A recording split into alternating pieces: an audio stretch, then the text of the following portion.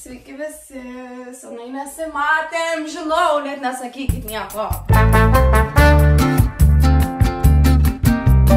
Buvau pakviesta į vakarėlį, kuris vyks už 2 dienų, bet the thing apie šitą vakarėlį, kad kiekvienas ten esantis žmogus turi savo vaidmenį, personažą, į kurį turi įsikūnyti viso susitikimo metu. Prieš kelias dienas aš gavau savo veikėjo aprašymą, dar neturėjau laiko pasiruošti, bet tą noriu padaryti šiandien, tą reikia padaryti šiandien. So that's what we gonna do. Supažindinsiu jūs šiek tiek su savo vaidmeniu. Mano vardas bus Klementina. Klementina Saulė atrodo švelni kaip pievų vėjas, su gėlytam plaukuose, kantri stiliumi, su šypsena veide. Ji dovanoja gėles kitiems, komplimentuoja, siūlo išbandyti pasaulio kvapus, rašo meilės laiškus už kitus ir pardavinėja informaciją. What do you mean? Ji viską stebi, bet niekam nesako, ką žino. Salūnėje subtiliai visiems parodo, kad už vieną ir kitą auksinį pinigą ji gali veikti kaip tarpininkė. Perduoti laiškelį, užsakyti dainininkę ar kam nors pasiųsti atsiprašymą. Ji visuomet su savim turi tokius komunikacijos įrankius, kas geriausiai padėtų perduoti informaciją. Jo. Ir tipo visi tokius gavo. Ir čia akivaizdžiai something's gonna happen.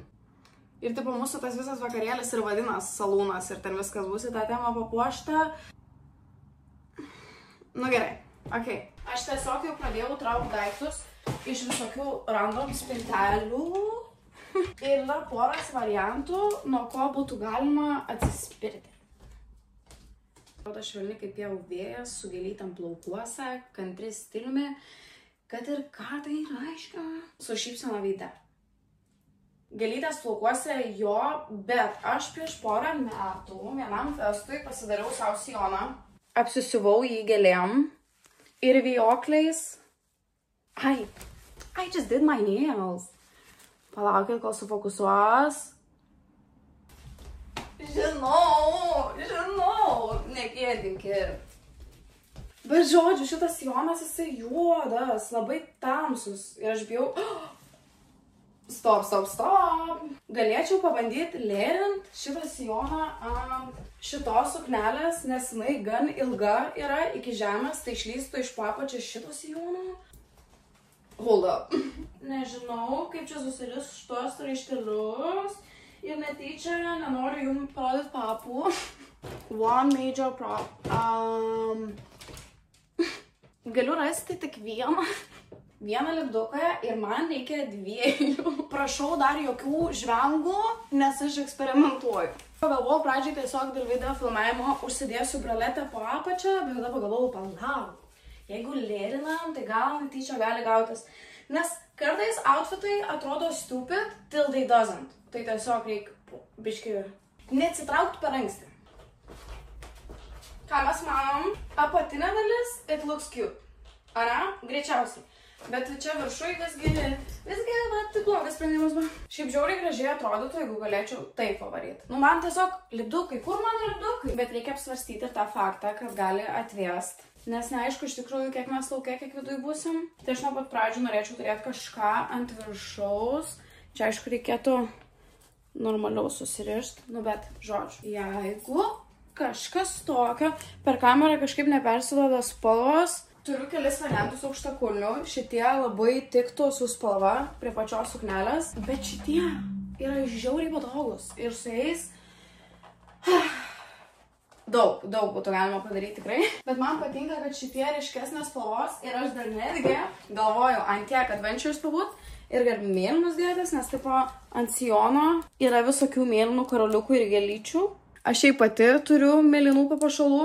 Žiedas, akys. Šitie labai patogus, minkštučiai. Atrodo irgi neblogai, tik tiek, kad spalva šiek tiek duslesnė negu viso likusio outfito ir aš manau, kad biški per daug nugesina. Šitie akivaizdžiai geriau prie pačios aprangos, atrodo šiek tiek linksmesni. Nežinau, kaip jaučiuosi dėl to, kad priekiai atidaryti. Taip, aš mėgstu tokius aukštakulnius, bet čia kažkaip keistos formos. I don't know. Tai čia opcija numeris 2. Čia 3 variantas. Šiaip jeigu nuoširdžiai pasakius, tai man šitie labiausiai patinka, nes man mėlyna patinka, o jie mėlyni tai tipo. Tai plius minus dabar maždaug būtų jau tinkamas metas pradėti panikuoti, nes man liko 2 valandos iki išėjimo pro duris. Žiauriai tam ta diena šiandien buvo, gerai, aš nespėjau nieko. Atsikėliau irgi su belio kokia alergija ant akių, jūs neįsivaizduojate, kiek aš vaistų išgėriau ir kiek akių lašiukų jau įsilašinau akis. Ir man viskas kaip per blurą dabar. Taip, bet iš tikrųjų nulis panikos, labai viskas čia gerai gaunas.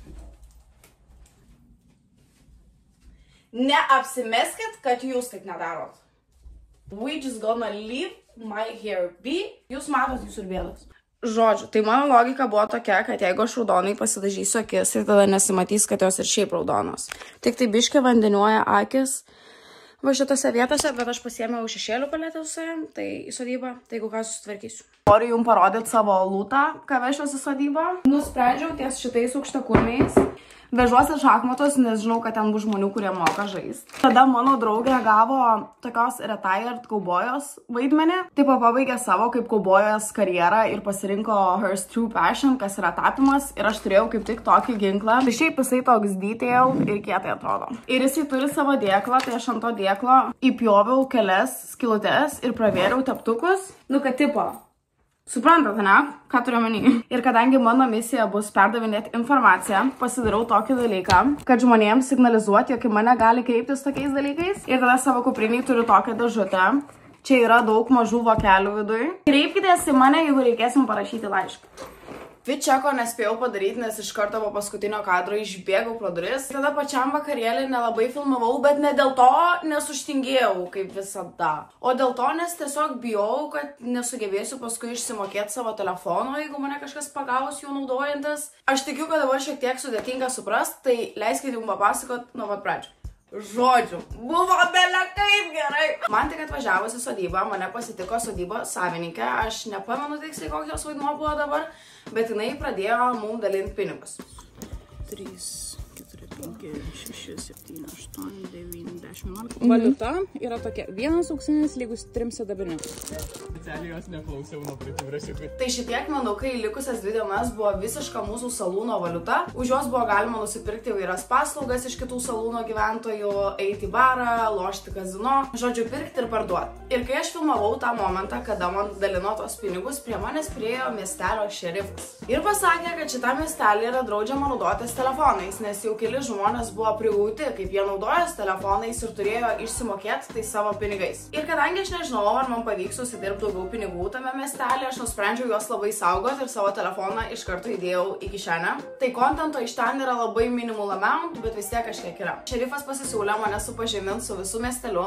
Mes pradėjom vaikščioti per sodybą ir natūraliai pradėjau pažindintis su kitais miestelio gyventojais. Ir pirmas dalykas, ką aš išgirdau, kad miestelio šerifas ir būrėja beefina. Nes pasirodo, būrėja uždegė smilkalą ir įkišo jį šieno kupetą. Kas iš šerifo pusės pasirodė pavojinga ir verta teismo, nes būrėja vos nepadegė kaimo. Tai būrėja buvo apkaltinta valdžios, bet savo atsakomybės neprisėmė ir kaip tik pradėjo kalbinti miestelio žmonės, kad jie su ją sudarnėtų partiją ir jie principę norėjo nuversti valdžią. Aš iš karto automatiškai buvau šerifo pusėj, nes tipo realiai tu vos nesudeginai kaimo. Šiaip tipo šerifas was cute, tai automatiškai taip gavos, kad labai buvo lengva išsirinkti pusės.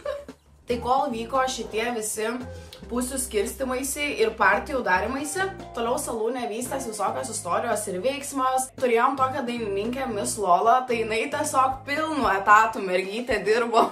Aš kaip tik į ją atsisuku, jinai paskui save tempia tą milžinišką kolonėlę ir į savo gigą eina. Buvo ir visokių kaubojų, pas kuriuos buvo galima užsakyti, kad jie kažką surištų. It sounds kinky.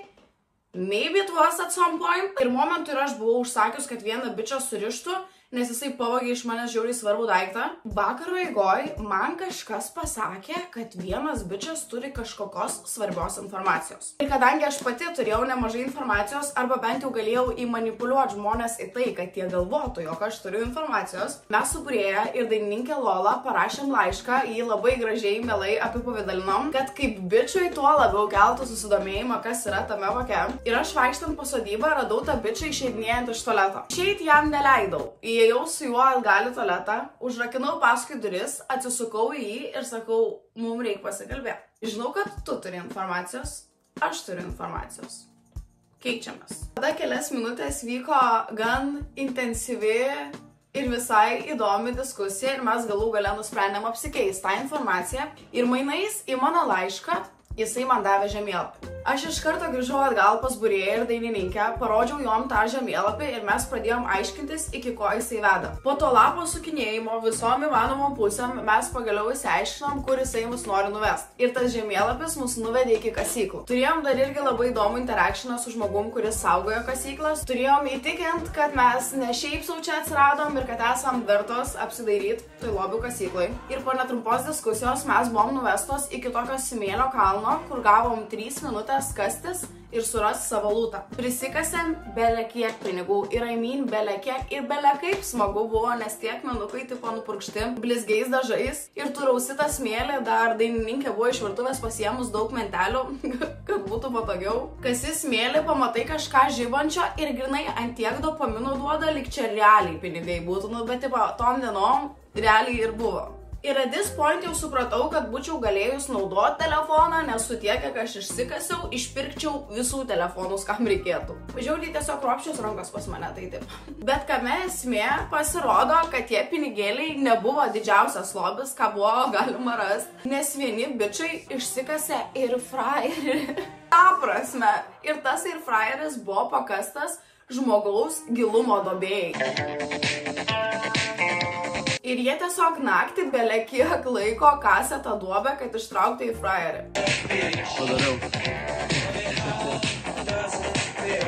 Kol vyksta visas šitas veiksmas, mind you, dar vis skaldos pusės ir daros skirtingos grupės už skirtingą valdžią. Ir iki tokio lygio, kad žmonės tiesiog pradėjo vaikščiot su lapeliais ir tipo kviesti savo partiją.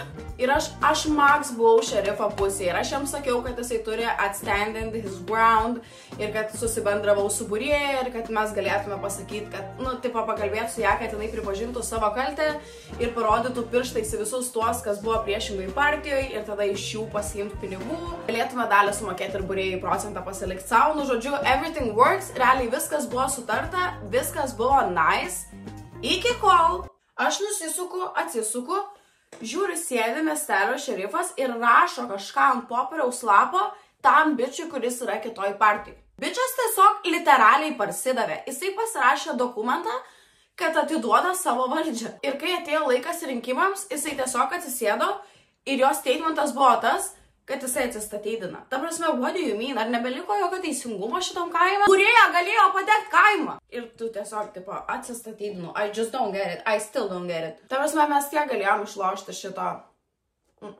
Tai žodžiu. Čia tokie didesni įvykiai, kas įvyko per tas dienas. Buvo daug dar ir kitų smulkių nuotykių. Vyko taip pat aukcionas, kur buvo galima pirkti dalykus už tuos pinigus. Nusipirkau kažkokį japonišką stalo žaidimą. Neįsivaizduoju, kaip žaisti. Niekas man nepapasakojo irgi, bet man pasirodė įdomu ir turėjau tiesiog žiauriai daug pinigų.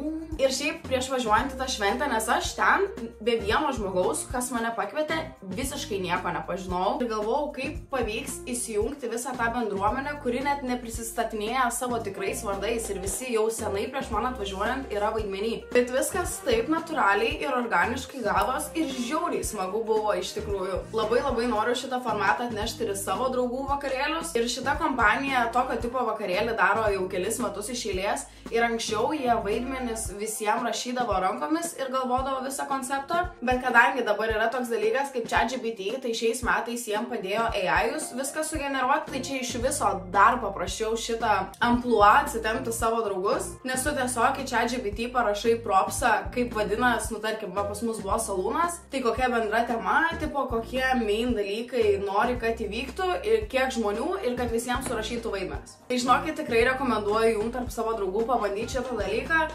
Gaila, kad nesigavo man daugiau pafilmuoti iš vidinės virtuvės, bet kiek turiu, tiek pasidalinau. Tikiuosi, kad ir pats storytime'as kažkiek įdomiai susiklausė. Ačiū, kad esat jūs, prašau, kad esu aš. Dar kad pasižiūrėkite mano nagus, nes nebūna per daug šito dalyko. Palaukit! Palaukit kantrybę šiek tiek, Jesus Christ. Nu, bele kaip gražu! Bele kiek laiko dariaus, kokias 5 valandas piešiau turbūt. Tai man dėl to reikia įvertinimo. Myliu jūs ir iki kito karto.